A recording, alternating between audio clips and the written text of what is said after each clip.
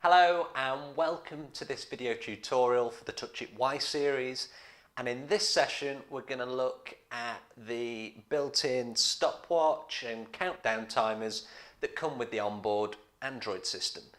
So to access these we simply click the clock from the home screen and I get to this screen with a purple background where I can now access my options from the top left.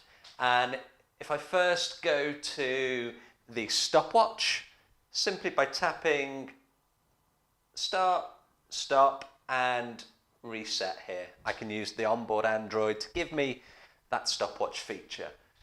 Second along, we have the countdown timer. So I've got it set for 20 seconds.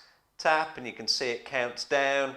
I can pause that, I can reset that, and if I want to change the amount of time, I click on the timer and I enter the time that I wish and I click go. It's really that simple.